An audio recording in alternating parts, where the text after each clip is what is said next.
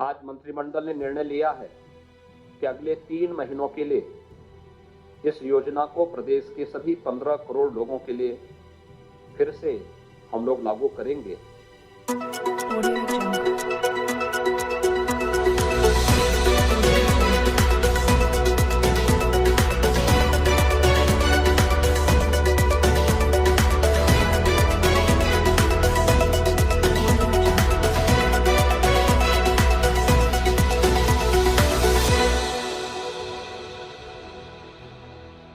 नमस्कार मित्रों, योगी आदित्यनाथ ने दूसरी बार शपथ लेने के अगले ही दिन जनता को याद किया है, अपने वोटरों को याद किया है और कहते हैं ना कि तेरा तुझको अर्पण।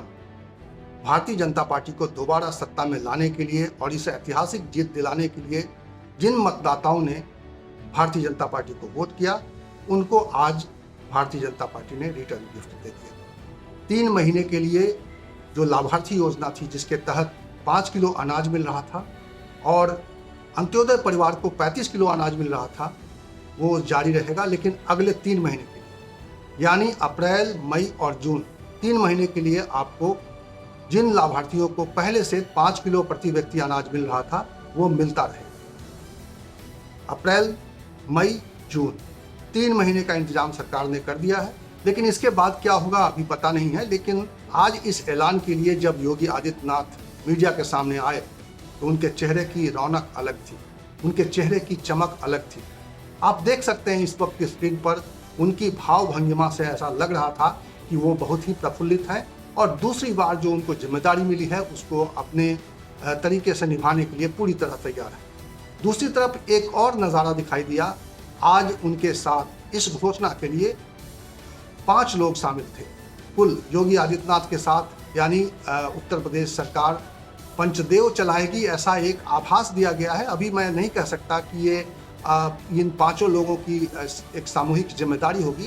कैबिनेट के इस फैसले को अनाउंस करने के लिए जिन 5 लोगों की टीम मीडिया के सामने आई थी, अगर माना यह जाए कि ये 5 लोगों की टीम आने वाले समय में प्रशासन में अहम भूमिका में होगी तो कोई गलत नहीं है, क्योंकि जिस तरीके से आज इन सभी के बीच में एक कोऑर्डिनेशन दिखाई दे रहा था, एक समन्वय दिखाई दे रहा था और जिस तरह से जब प्रेस कॉन्फ्रेंस शुरू हो रही थी तो आप देख सकते हैं उनकी भाव भंगिमा किस तरह से एक दूसरे के साथ उनका तालमेल दिख रहा है।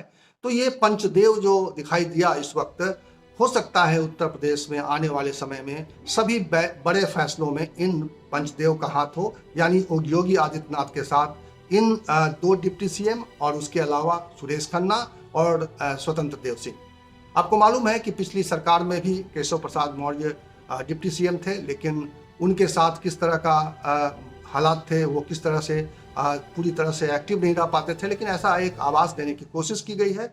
आज पहली बैठक में ये आभास हुआ कि शायद केशव प्रसाद मौर्य और दूसरे डिप्टी सीएम ब्रजेश पाठक के साथ पहले से बेहतर तालमेल रहेगा योगी आदित्यनाथ का। योगी आदित्यनाथ के चेहरे पर एक अलग तरह की मुस्कान भी, एक अलग तरह का आत्मविश्वास भी दिखाई दिया। वो आए और उन्होंने मीडिया के सामने अपनी बातें रखी और अपने कैबिनेट का पहला फैसला बताया और इससे ज़्यादा उन्होंने कोई बात नहीं की। उन्होंने किसी सवाल का जवाब देना ज़रूरी नहीं समझा। उन्होंने अपनी ओर से ये फैसला जो कैबिनेट का था उनको बताया और वो वहाँ से चले गए। लेकिन एक ऐसे माहौल में, एक सौहार्दपूर्ण माहौल में ये प्रेस कॉन्फ्रेंस खत्म हुई।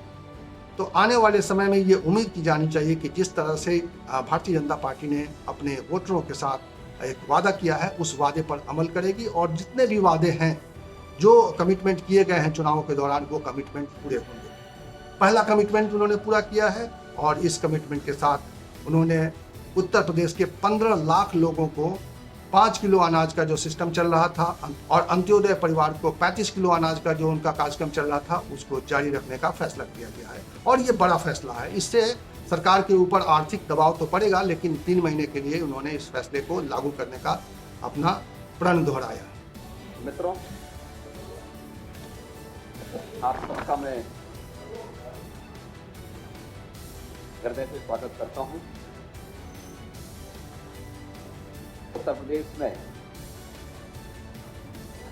नवगठित सरकार का मंत्रिमंडल का पहला निर्णय है।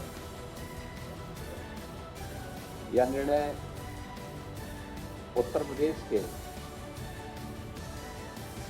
15 करोड़ जनता जनार्दन को समर्पित है। कोरोना कालखंड में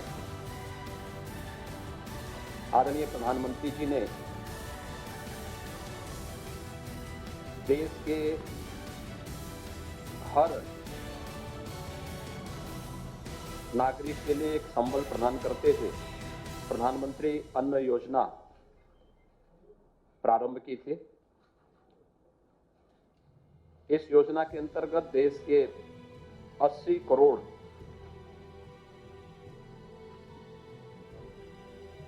जनता जनार्दन इसका लाभ ले रही थी और मार्च अप्रैल 2020 से लेकर के मार्च 2022 तक लगभग 15 महीनों तक इस योजना का लाभ सभी को देश के अंदर प्राप्त हुआ।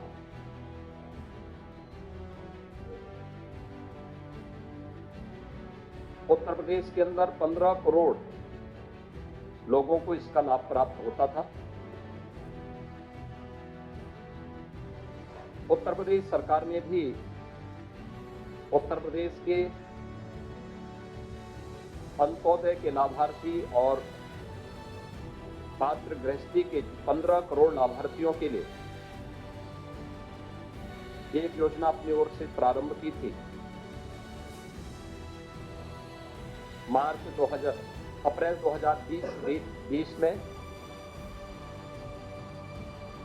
3 महीनों के लिए उस समय हम लोगों ने इसको लागू किया था और 2021 में पहले 3 माह मई, जून, जुलाई 21 में भी हम लोगों ने 3 माह तक इस योजना को प्रदेश के अंदर राज्य सरकार के स्तर पर प्रारंभ किया था और उसके उपरांत दिसंबर से मार्च तक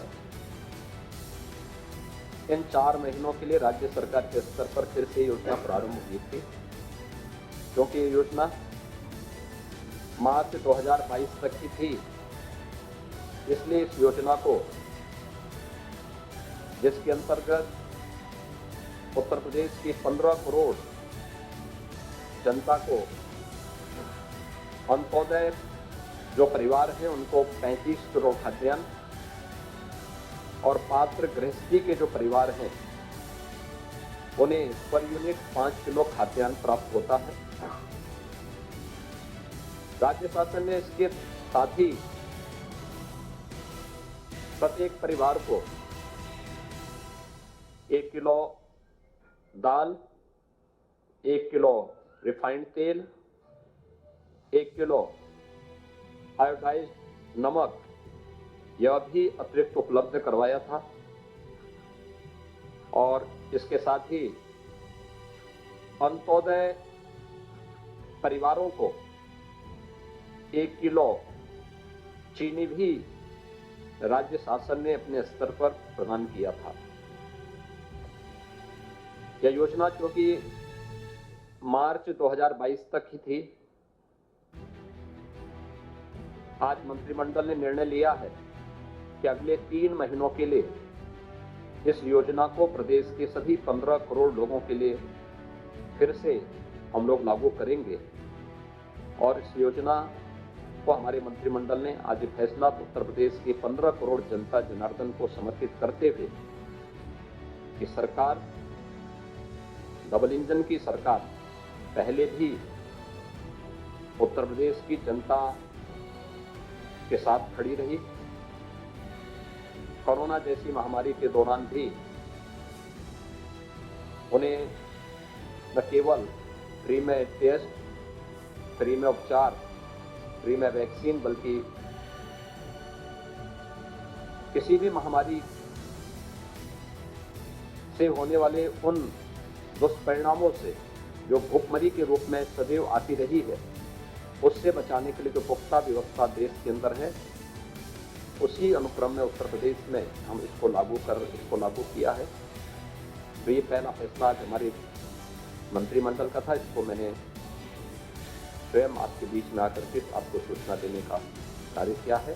इस योजना से 15 करोड़ लोग उत्तर प्रदेश के अंदर लाभान्वित होंगे और उत्तर प्रदेश सरकार इस बारे में पूरी तरह आश्वस्त है कि क्योंकि एक पारदर्शी व्यवस्था के अंतर्गत हम लोगों ने तकनीक का भरपूर उपयोग किया है।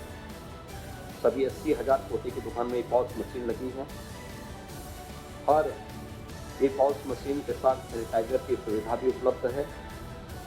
तो पारदर्शी तरीके से ये सुविधा वहाँ पर हर एक व्यक्ति को प्राप्त होगी। यही मुझे आपको सूचना देनी थी। धन्यवाद। Thank you. Audio Jungle.